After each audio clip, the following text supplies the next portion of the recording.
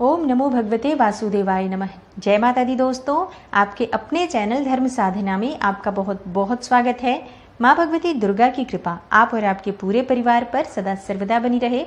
दोस्तों, एकादशी का व्रत बहुत ही श्रेष्ठ व्रत माना गया है। सनातन धर्म में इस व्रत को सर्वश्रेष्ठ व्रत माना गया है। व्रतराज की संज्ञा दी गई है शास्त्रों में एकादशी के व्रत को। एकादशी का व्रत धारण करके जो भी भक्त भगवान श्री हरि विष्णु की विधि विधान से पूजा अर्चना करते हैं, एकादशी के व्रत के नियमों का पालन करते हैं, उनके मन की समस्त इच्छाएं भगवान श्री हरि विष्णु पूर्ण करते हैं। समस्त प्रकार के पापों से उन्हें मुक्ति मिलती है, समस्त प्रकार के सुखों की प्राप्ति होती है और समस्त प्रकार के सुखों का भोग भोग कर उस मनुष्य को अंत समय में वैकुंठ धाम की प्राप्ति होती है। तो एकादशी का व्रत मोक्षदायक व्रत माना गया है, समस्त प्रकार के सुखों को प्रदान करने वाला व्रत माना गया है। और आज के दिन अगर आप व्रत धारण करते हैं, भगवान श्री हरि विष्णु की पूजा अर्चना करते हैं, अत्यंत ही श्रेष्ठ है। लेकिन जो लोग व्रत धारण नहीं करते हैं, अगर वो भी कुछ विशेष नियमों का पालन करते हुए कुछ विशेष उपाय करें तो उनके मन की भी समस्त इच्छाएं भगवान श्री हरि विष्णु अवश्य पूर्ण करते हैं। तो आज की वीडियो में मैं आपसे शेयर करने वाली हूँ एक बहुत ही अचूक उपाय। अगर आप एकादशी के दिन इस उपाय को करते हैं, यकीन मानिए भगवान श्री हरि विष्णु की कृपा से आपके मन की समस्त कामनाएं पूर्ण होंगी। जिस भी कामना से आप ये उपाय करेंगे, चाहे धन की कामना हो, संतान की कामना हो, विवाह की कामना हो, दाम्पत्य जीवन को सुखमय बनाना हो, नौकरी या व्यापार में कोई समस्या आ रही है, उससे आपको परेशानी से निजात चाहिए, आज इन उपायों को कीजिए। व्रत धारण करते हैं तो बहुत अच्छी बात है, जो लोग व्रत नहीं करते हैं वो भी इस उपाय को कर सकते हैं।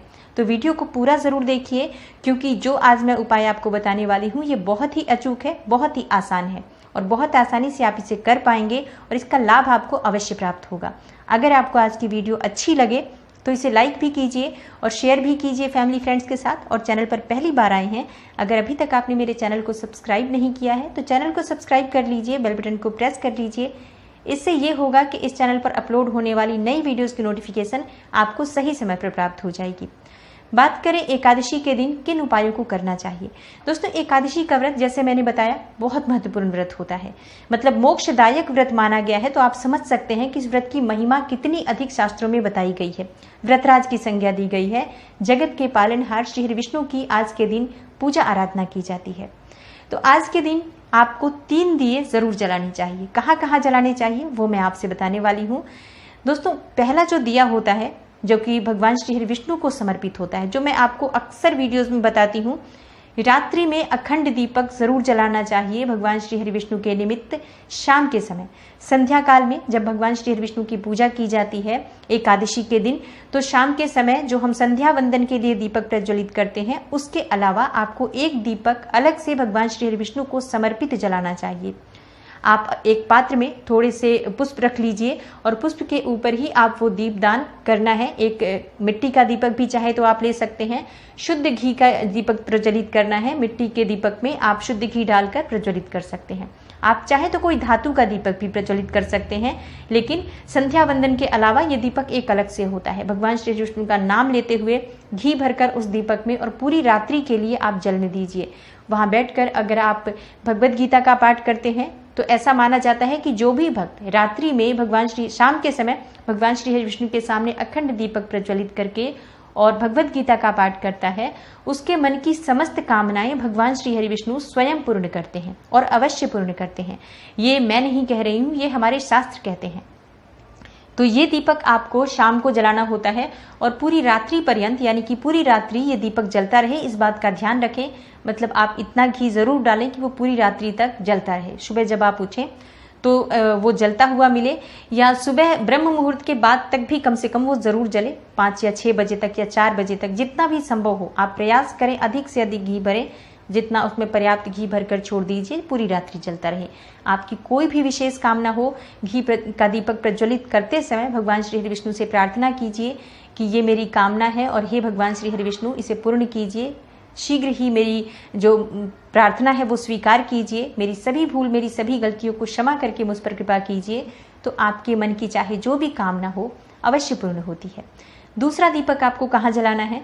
दूसरा दीपक हमें जलाना है पीपल के वृक्ष में। जैसे कि एकादशी के दिन जब हम भगवान श्री हरि विष्णु की पूजा करते हैं सुबह के समय, तो सुबह की पूजा के बाद हमें पीपल में भी जल जरूर देना चाहिए। पीपल में जल अर्पित करना चाहिए, कच्चा दूध अर्पित करना चाहिए और वहाँ पर आपको भगवान श्री हरि विष्णु का स्मरण करते हुए विधि विधान से पीपल के जड़ में पूजन करना चाहिए। भगवान श्री हरि विष्णु का चतुर्भुज रूप मन में स्मरण करें और उस पीपल वृक्ष के पास आप जल अर्पित करें। अगर दूध आपके पास कच्चा उपलब्ध हो, गाय का कच्चा दूध तो सर्वोत्तम है, गाय का कच्चा दूध अर्पित कर सकते हैं, या फिर गाय का भी दूध ना मिले तो जो भी दूध आपके पास उपलब्ध हो पीपल की जड़ में अर्पित करें। जनेऊ, जिसे यज्ञोपवीत कहा जाता है, आप पूजा की दुकान पर जाएंगे तो मिल जाएगा। पीला जनेऊ आपको पीपल की जड़ में अर्पित करना है, पीले पुष्प अर्पित करने हैं और इसके साथ ही आपको शुद्ध घी का दीपक प्रज्वलित करना है। 7 बार या 4 बार पीपल के वृक्ष की परिक्रमा कीजिए। ओम नमो भगवते वासुदेवाय नमः इस मंत्र का जप कीजिए। यथासंभव जितना भी आपके पास समय हो उतने समय ही बैठकर पीपल वृक्ष के नीचे आपको मंत्र जप जरूर करना है। चाहे तो आप विष्णु सहस्त्र नाम का पाठ कर सकते हैं अगर आपके पास समय हो तो, या फिर भगवान श्री हरि विष्णु के प्रिय मंत्र ओम नमो भगवते वासुदेवाय नमः इस मंत्र का जप कर लीजिए। उसके बाद आपके मन की चाहे जो भी कामना हो, अगर वहाँ पर पीपल वृक्ष की छाया में खड़े होकर या बैठकर अगर आप अपनी कामना कहते हैं तो आपकी कामना अवश्य पूर्ण होती है। जैसा कि शास्त्रों में बताया गया है, पीपल के वृक्ष में भगवान श्री हरि विष्णु साक्षात रूप से वास करते हैं और पीपल के वृक्ष में सभी देवी देवताओं का भी वास माना गया है। हमारे पितरों की जो पूर्वजों की आत्माएं हैं दिव्य, वो भी पीपल के वृक्ष में ही वास करती हैं। तो जब हम पीपल की पूजा करते हैं और वहाँ अपनी कोई भी कामना कहते हैं, अपने मन की कोई इच्छा कहते हैं, अपनी समस्याओं से मुक्ति पाने के लिए प्रार्थना करते हैं, तो पीपल वृक्ष के नीचे की गई प्रार्थना बहुत शीघ्र स्वीकार होती है। तो ये आपको जरूर करना है हर एकादशी पर। अगला दीपक यानी तीसरा दीपक कहाँ जलाना चाहिए? तीसरा दीपक तुलसी में जलाना चाहिए। एकादशी के दिन तुलसी के पास अगर आप दीप दान करते हैं तो आपके मन की समस्त कामनाएं पूर्ण होती हैं। तुलसी देव वृक्ष माना गया है, भगवान श्री हरि विष्णु को अत्यंत ही प्रिय है तुलसी का पौधा, और एकादशी के दिन तो तुलसी पूजन अत्यंत ही अनिवार्य है। मतलब अगर आपके घर में तुलसी का पौधा नहीं है तो आप लेकर आएं। तुलसी आपके घर में हमेशा होनी चाहिए, इस बात का ध्यान रखें।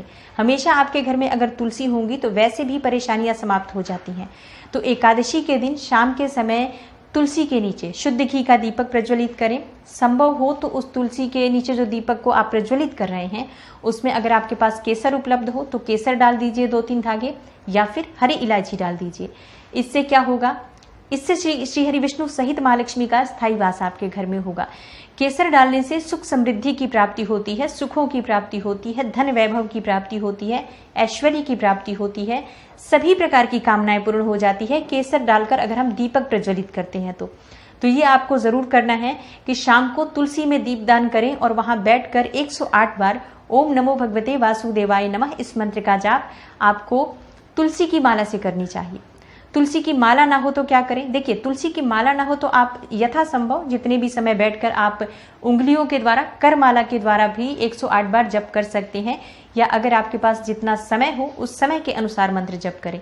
लेकिन तुलसी के पास बैठकर, अगर आसन बिछाकर बैठकर अगर आप ओम नमो भगवते वासुदेवाय का मंत्र जप करते हैं, एकादशी के दिन 11 बार परिक्रमा करते हैं तुलसी की, तो यकीन मानिए आपके जीवन में कोई समस्या नहीं बचती है।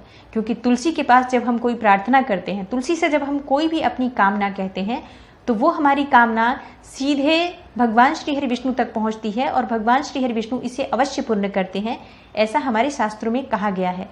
तो हमारे शास्त्रों में जो बात कही गई है वो बिल्कुल अक्षरशः सत्य है। अगर हम विश्वास पूर्वक करें, हमारे मन में ये भावना प्रबल हो कि जो हम कर रहे हैं उसका फल हमें अवश्य प्राप्त होगा और हमारी कामना अवश्य पूर्ण होगी।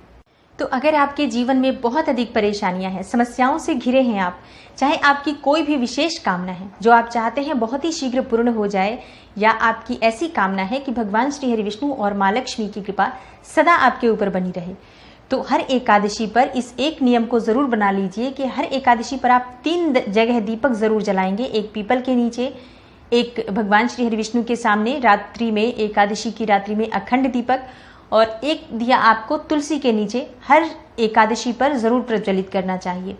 इससे एक तो एकादशी व्रत का संपूर्ण फल हमें प्राप्त होता है, क्योंकि एकादशी पर यह पूजन अत्यंत ही आवश्यक है। जो व्रतधारी हैं उनके लिए तो बहुत आवश्यक है, जो लोग व्रत नहीं करते हैं उन्हें भी अगर व्रत का फल चाहिए, भगवान श्री हरि विष्णु की कृपा चाहिए, तो ये 3 जगह दीपक आप जरूर जलाएं।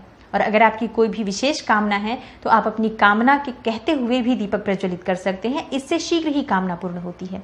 और हाँ, एकादशी के दिन अगर आप सुबह दीपक प्रज्वलित नहीं कर पाते हैं, मान लीजिए सुबह आपके पास टाइम नहीं है, आप जल नहीं दे पाए, दीपक प्रज्वलित नहीं कर पाए, तो आप शाम के समय भी, एकादशी के दिन शाम को भी दीपक प्रज्वलित कर सकते हैं। दीपदान जरूर करना है, इस बात का ध्यान रखें।